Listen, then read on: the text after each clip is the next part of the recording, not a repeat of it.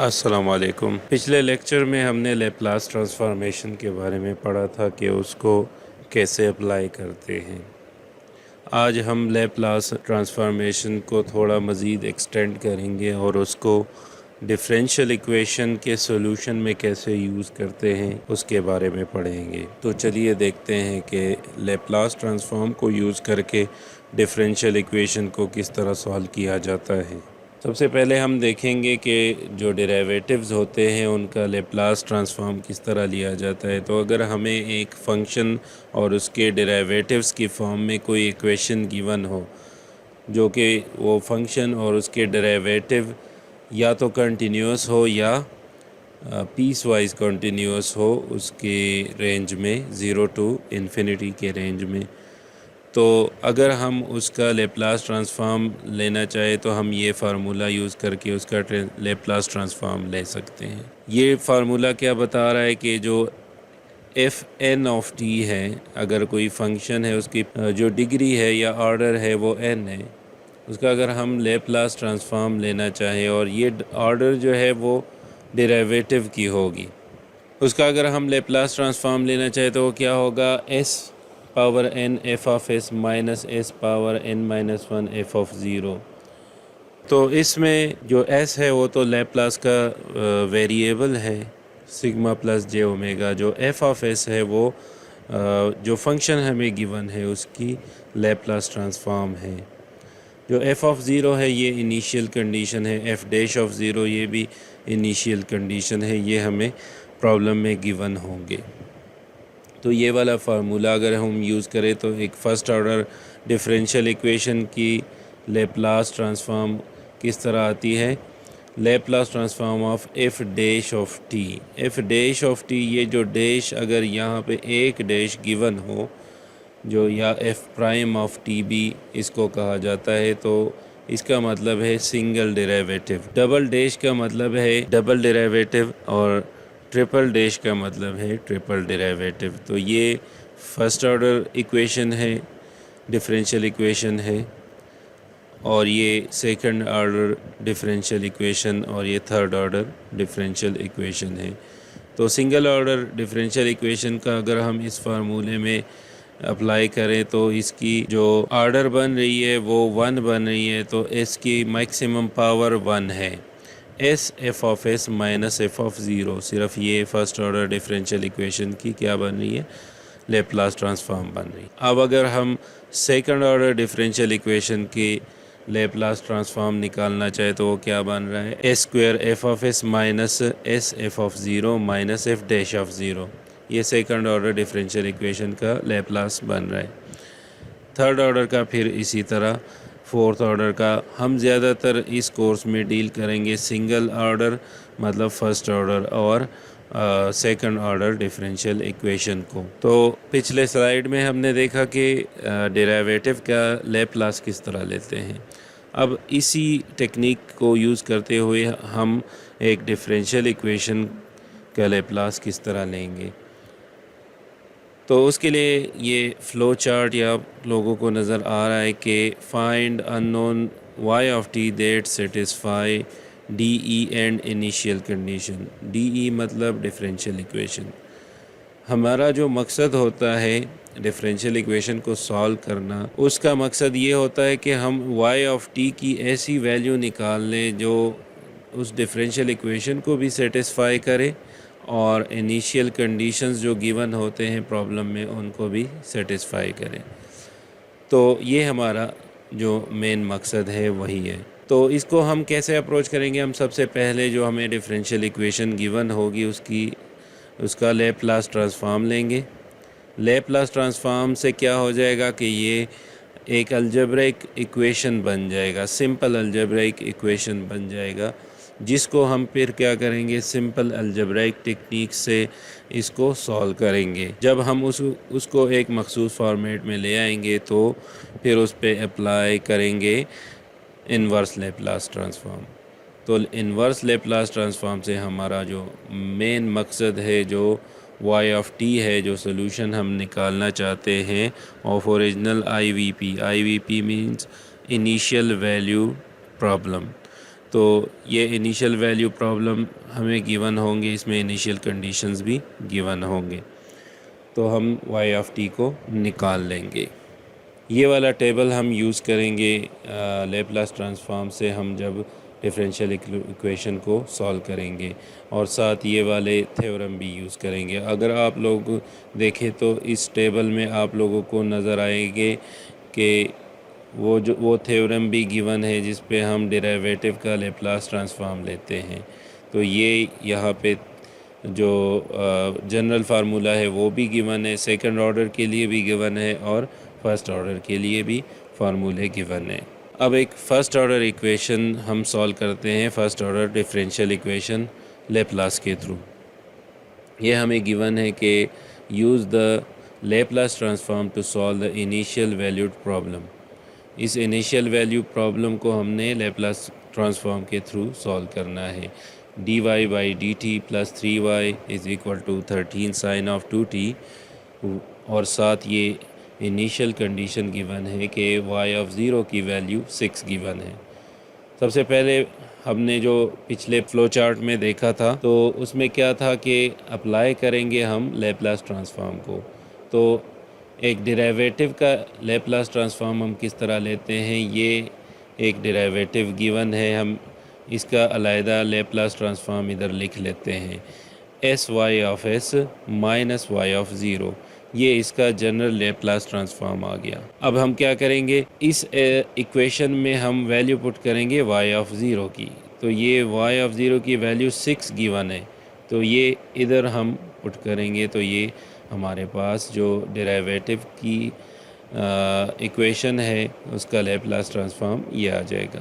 अब Laplace transform of sine of 2t भी हम किस तरह लेते हैं, वो अगर आप लोग उस टेबल में देखें तो साइन वाली जो लैप्लास ट्रांसफॉर्म है वो गिवन है। ये साइन ऑफ ओमेगा टी अगर हमें गिवन हो और उसका लैप्लास ट्रांसफॉर्म हम लें तो वो omega divided by a square plus omega square, ऊपर भी ओमेगा आ रहा है और नीचे उसका स्क्वायर आ रहा है। तो हमारे पास इधर अगर आप लोग देखें तो ओमेगा की जगह हमें क्या गिवन है, ये 2 गिवन है। तो यहाँ पे क्या आ जाएगा, 2 divided by a square plus 2 का स्क्वायर, जो 2 का स्क्वायर है वो 4 आ रहा है। तो ये हमारे पास साइन ऑफ 2t का आ रहा है। इसके साथ अगर हम मल्टीप्लाई करें 13 को, यहाँ पे 13 भी गिवन है, तो ये 26 divided bye a square plus 4 बन जाएगा। तो आप लोगों को ने देखा हमने डेरिवेटिव का लैप्लास निकाल लिया, इधर उसको पुट करेंगे प्लस 3y(s), जो y का लैप्लास ट्रांसफॉर्म है वो y(s) आता है, तो 3y(s) इधर आ गया, ये = 26 divided bye a square plus 4। अब हमने क्या करना है कि y(s) को एक साइड पे हमने छोड़ देना है और बाकी सारी चीज़ें जो हैं, सारे टर्म्स जो हैं वो हमने राइट साइड पे ले जाने हैं। तो सबसे पहले हम ये -6 जो है वो उसको इस साइड पे ले आते हैं, तो ये +6 बन जाएगा, और हमारे पास इधर इस साइड पे रह जाएंगे sy(s) प्लस 3y(s). इससे हम y(s) को कॉमन निकालेंगे तो s प्लस 3 इंटू y(s) रह जाएगा। अब अगर हम इस s प्लस 3 को भी उस साइड पे ले जाए तो हमारे पास ये वाली फॉर्म बन जाएगी।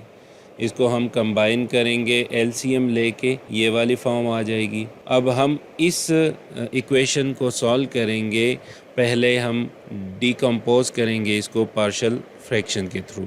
पार्शियल फ्रैक्शन के थ्रू पिछले लेक्चर में हमने पार्शियल फ्रैक्शन के बारे में पढ़ा हुआ है। इसको अगर हम देखें तो ये हमारे पास डिनोमिनेटर में क्या बन रहा है, एक तो ये लीनियर बन रहा है और दूसरा जो है वो क्वाड्रेटिक नॉन रिपीटेड है।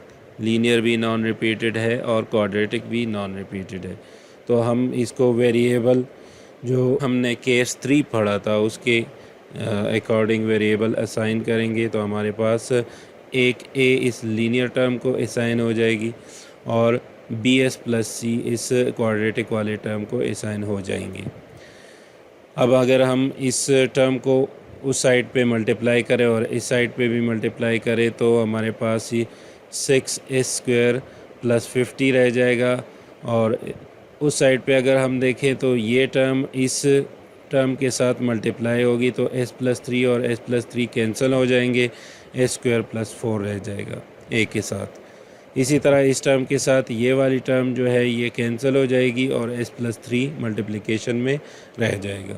अब अगर हम s की वैल्यू -3 पुट करें तो हमारे पास a = 8 आ जाएगा। अगर हम इस इक्वेशन में s = -3 पुट करें और इसको सॉल्व करें तो a = 8 आ जाएगा। a की वैल्यू हमने निकाल ली। b और c की वैल्यू निकालने के लिए हम क्या करते हैं, इस साइड पे और इस साइड पे s² और s दोनों की जो कोएफिशिएंट्स हैं हम उसको इक्वेट करते हैं। तो उसको इक्वेट करने से हमें दोनों वैल्यूज़ b और c की मिल जाएंगी। जब हम s² के कोएफिशिएंट्स को इक्वेट करेंगे तो यहाँ पे s² के साथ 6 आ रहा है तो लेफ़्ट हैंड साइड पे ये 6 आ गया। राइट हैंड साइड पे s² के साथ एक b आ रहा है, इसको अगर हम मल्टीप्लाई करें तो s² के साथ b आएगा और इस s² के साथ ये a मल्टीप्लाई होगा तो a + b आ गया। a की वैल्यू हमें चूँकि पता है तो यहाँ पे 8 पुट करके हम b की वैल्यू -2 निकाल सकते हैं। यहाँ पे b की वैल्यू -2 आ जाएगी। इसी तरह इस इक्वेशन को, ये इक्वेशन कहाँ से आई है, s के जो कोएफिशिएंट्स हैं वो हमने कंपेयर कर लिए तो यहाँ पे 3b + c left right hand side पे बन रहा है और इस साइड पे s की वैल्यू 0 है, मतलब s वाली टर्म है ही नहीं, तो यहाँ पे s का कोएफिशिएंट 0 आ गया। इसको अगर हम सॉल्व कर लें, b की वैल्यू हमारे पास है -2, वो हम पुट करेंगे तो c की वैल्यू हमारे पास 6 आ जाएगी। इन वैल्यूज़ को हम इधर b और c और a के जगह पुट करेंगे तो हमारे पास कौन सी फॉर्म बन जाएगी, ये वाली, ये इक्वेशन हमारे पास बन जाएंगी। जो y ऑफ s है वो इक्वल है 8 divided by s+3 plus -2s + 6 divided by s²+4। ये हमारे पास इक्वेशन आ गई उसकी फॉर्म में। अब सबसे पहले हमने इसको अलग-अलग कर लेना है इस वाली टर्म को। यहाँ पे क्या रह जाएगा, 2s डिवाइडेड बाय s²+4 और ये 6, इससे भी हमने 3 कॉमन निकाल लिया तो ये जो 6 है ये 2 रह जाएगा, 2 डिवाइडेड बाय s²+4। तो इन दोनों टर्म्स के को इधर अलग कर लिया। और इस पे हम इन्वर्स लेप्लास ट्रांसफॉर्म अप्लाई करेंगे। तो इन्वर्स ट्रांसफॉर्म अगर y ऑफ s का लेंगे तो हमारे पास y ऑफ t आ जाएगा = जो 8 है, ये वाला 8 ये बाहर आ गया, inverse Laplace of 1 divided by s+3 इधर रह गया। इसी तरह जो ये वाली टर्म बन रही है इससे -2 बाहर आ गया, Laplace inverse of s divided by s²+4 plus 3 Laplace inverse of 2 divided by s²+4। अब अगर आप इस टेबल को देखें तो यहाँ पे ये जो 1/s+3 है इसका इन्वर्स लेप्लास 1/s+a आप लोगों को नज़र आ रहा है। इसका ये चूँकि लेप्लास ट्रांसफॉर्म है e⁻at का, तो इसका अगर हम लेप्लास इन्वर्स लें तो हमारे पास e⁻−at आ जाएगा। तो यहाँ पे चूँकि हमारे पास क्वेश्चन में a की जगह 3 है तो यहाँ पे आ जाएगा e⁻−3t। इसी तरह अगर आप लोग देखें तो ये वाली जो फॉर्म है s डिवाइडेड बाय s²+4, ये हमारे पास कॉज वाली फॉर्म बन रही है s डिवाइडेड बाय s² + तो यहाँ पे 4 है तो ये 2 का स्क्वायर है, तो ओमेगा हमारे पास क्या है, 2 है। तो कॉज ऑफ ओमेगा t है तो यहाँ पे हो जाएगा कॉज ऑफ 2t और ये बाहर जो 2 लिखा हुआ है ये इधर मल्टीप्लाई हो जाएगा। इसी तरह अगर आप लोग देखें तो ये साइन वाली फॉर्म बन रही है 2 डिवाइडेड बाय s²+4, तो यहाँ पे ओमेगा डिवाइडेड बाय s²+ω², तो यहाँ पे क्या है, 2 हमारे पास ओमेगा है और नीचे 4 इसका स्क्वायर है, तो ये रह जाएगा 3 साइन ऑफ 2t। तो हमारे पास जो सॉल्यूशन है डिफरेंशियल इक्वेशन का वो आ गया y of t is equal to 8 e power minus 3t minus 2 cos of 2t plus 3 sine of 2t। ये हमारे पास डिफरेंशियल इक्वेशन की सॉल्यूशन आ गई। अब हम आते हैं सेकंड ऑर्डर डिफरेंशियल इक्वेशन को सॉल्व करने वाले एग्जाम्पल की तरफ। तो अगर आप लोग देखें तो हमारे पास यहाँ पे गिवन है हमें सेकंड ऑर्डर डिफरेंशियल इक्वेशन। यहाँ पे ये जो y डबल डैश है ये डबल डेरिवेटिव को शो कर रहा है, और ये जो सिंगल प्राइम है या डैश है ये सिंगल डेरिवेटिव को शो कर रहा है। तो ये हमें इक्वेशन गिवन है, ये इनिशियल कंडीशंस गिवन है, और हमें कहा गया है कि लेप्लास ट्रांसफॉर्म को यूज़ करते हुए इस इनिशियल वैल्यू प्रॉब्लम को सॉल्व करें।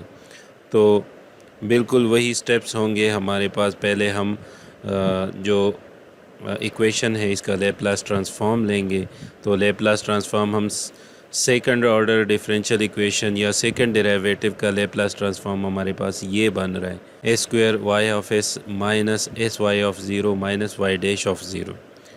और जो सिंगल डेरिवेटिव है उसका लेप्लास ट्रांसफॉर्म हमारे पास ये बन रहा है s Y of S minus y of zero, और 3 साथ मल्टीप्लाई हो रहा है, प्लस 2 वाई ऑफ एस जो है ये वाई ऑफ टी की लेप्लास ट्रांसफॉर्म बन रहा है। और जो हमारे पास एक्सपोनेंशियल वाली टर्म है यहाँ पे -4 पावर में आ रहा है, तो यहाँ पे 1 ओवर एस प्लस 4 हो जाएगा। ये इसका लेप्लास ट्रांसफॉर्म बन रहा है। अब हमने क्या करना है कि इसमें इनिशियल कंडीशंस की वैल्यूज़ को पुट करना है। Initial condition y of zero है और y डैश ऑफ़ ज़ीरो है। तो y ऑफ़ ज़ीरो की वैल्यू हमारे पास 1 है तो वो हमने पुट की, y डैश ऑफ़ ज़ीरो की वैल्यू 5 है वो हमने पुट कर दी, और y ऑफ़ ज़ीरो की वैल्यू हमारे पास 1 है वो हमने पुट कर दी, और साथ हमने ये मल्टीप्लिकेशन भी कर दी 3 वाली। तो हमारे पास ये इक्वेशन सिंप्लीफाई होके ये बन जाएगा। हमने y ऑफ s वाली टर्म से y ऑफ s को कॉमन ले लिया तो हमारे पास ये टर्म रह जाएगा, और बाकी जो हमारे पास इस साइड वाले टर्म्स थे वो हमने राइट हैंड साइड पे इसको ट्रांसफॉर्म कर दिए। तो हमारे पास y ऑफ s वाली इक्वेशन जो हम निकालना चाह रहे थे वो ये आ रही है, और इसका जो सिंप्लीफाइड फॉर्म है वो ये बन रहा है। अगर इसको हम मज़ीद सिंप्लीफाई करें तो सबसे पहले हम इसका एलसीएम लेंगे। एलसीएम के बाद ये जो क्वाड्रेटिक एक्सप्रेशन बन रही है डिनोमिनेटर में इसके फैक्टर्स बना लेंगे s माइनस 1 और s माइनस 2। ये जो मल्टीप्लिकेशन है ये हमारे पास ये वाली क्वाड्रेटिक एक्सप्रेशन की लीनियर फैक्टर्स बन रहे हैं, फैक्टराइजेशन से ये आ जाएंगे। तो हमारे पास y ऑफ s की इक्वेशन आ गई। अब हमने क्या करना है कि इस इक्वेशन को हमने पार्शियल फ्रैक्शन के थ्रू हमने डिकम्पोज कर लेना है। तो ये पार्शियल फ्रैक्शन के थ्रू हमने डिकम्पोज कर लिया इसको। ये चूँकि केस 1 बन रहा है, इजी केस है, सारे फैक्टर्स लीनियर है, तो हमने इसको डिकम्पोज कर लिया पार्शियल फ्रैक्शन के थ्रू। वो हमने पिछले स्लाइड्स में भी एक एग्जांपल पढ़ी थी, तो उसमें भी हमने केस 1 ही सॉल्व की थी, तो इसमें इतनी कोई मुश्किल बात नहीं है कि ये किस तरह सॉल्व होगी। तो हमारे पास जो y ऑफ s की पार्शियल फ्रैक्शन के बाद वाली इक्वेशन है वो ये बन रही है y of s is equal to -16 over 5 divided by s minus 1 plus 26 divided by 6 whole divided by s minus 2 plus 1 over 30 divided by s plus 4। ये हमारे पास इक्वेशन आ गई। अब हम इसी इक्वेशन का इन्वर्स लेप्लास ट्रांसफॉर्म लेंगे, और इस टेबल को यूज़ करते हुए हमारे पास y ऑफ t निकल आएगा, जो कि इन्वर्स लेप्लास ट्रांसफॉर्म वाले स्टेप के बाद आता है। अगर आप लोग इधर देखें तो s माइनस 1 बन रहा है, तो ये e पावर t बन रहा है, तो यहाँ पे ये आ गया e पावर t। ये वाली एक्सप्रेशन जो है 1 ओवर s माइनस 2, तो ये e पावर 2t बन रही है, और ये s प्लस 4 है तो ये e पावर माइनस 4t बनेगा। तो ये हमने इस तरह y ऑफ t जो कि सॉल्यूशन है सेकंड ऑर्डर डिफरेंशियल इक्वेशन का, वो हमने लेप्लास के थ्रू निकाल लिया। तो ये हम लेप्लास वाला टूल यूज़ करेंगे डिफरेंशियल इक्वेशन को सॉल्व करने में। अब डिफरेंशियल इक्वेशन कंट्रोल सिस्टम में बहुत ही ज़्यादा यूज़ होता है। अगर हमें कोई सिस्टम डिज़ाइन करना हो तो हम पहले उसको मॉडल करते हैं, इसका मैथमेटिकल मॉडल बनाते हैं। जो मैथमेटिकल मॉडल बनता है कंट्रोल सिस्टम का, वो असल में डिफरेंशियल इक्वेशन ही होता है। तो हम लैप्लास ट्रांसफॉर्म को यूज़ करते हुए उस डिफरेंशियल इक्वेशन का सॉल्यूशन निकाल लेते हैं कि ये डिफरेंशियल इक्वेशन किस तरह हम इसको सॉल्व करेंगे, इसकी सॉल्यूशन वाली एक्सप्रेशन हम निकाल लेते हैं, जो कि कंट्रोल सिस्टम डिज़ाइन में बहुत हेल्पफुल है। शुक्रिया।